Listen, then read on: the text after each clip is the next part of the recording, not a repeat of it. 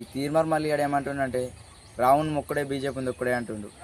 ఈ రైతులు రోడ్ల మీద పడితే నువ్వు మాట్లాడినవని, ఈ ఆటో డ్రైవర్ రోడ్ల మీద పడితే నువ్వు మాట్లాడవని, బస్సులో వందల వేల మంది పోతే నువ్వు మాట్లాడినవని, ఈ రోజున నువ్వు ఎట్లా మాట్లాడుతావు? నీకు మాట్లాడే అధికారం ఉందా? మళ్ళీ నేను అడుగుతున్నా, ఈరోజు సూటిగా సవాల్ వెళ్తున్నా. రావును ఒక్కడే బీజేపీ ఒక్కడే అంటున్నావు, వీడియో పెడతా వినరు.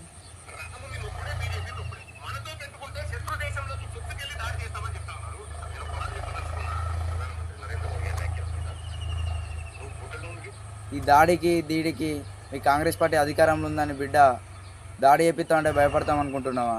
ఈ దాడులు ఎన్నో చూసినాం. మా అంటే జైలుకు వేస్తాం కావచ్చు, ఈ దాడులు గీళ్ళు మా కింద పనికి రావు బిడ్డ. నీ మీద 72 కేసులు పెట్టి కావచ్చు, నా మీద 100 కేసులు అయితే కావచ్చు, భయపడేది లేదు. ఏమనుకుంటున్నావు? ఏడ తప్పులు చేస్తే అక్కడ ప్రశ్నిస్తాం. మీరు మా అంటే జైలుకు పంపుతారు కాబట్టి జైలు ఇవ్వడని ఎస్చేయనియా మేము. రైతులు రోడ్ల మీద పడితే నువ్వు మాట్లాడవు. ఆటో డ్రైవర్లు ప్రజాబాల ముంగట ఆటో కాల పెడితే వాడిపోయి న్యూస్ పెట్టవు. అదే కేసీఆర్ మొన్న ముద్దుం బొరత్తైన వాడికి వచ్చి లైవ్ పెడుతున్నావు. మీరు అందరూ ఒక్కటే కానీ మళ్ళీ బీజేపీని తిడతారా మీరు?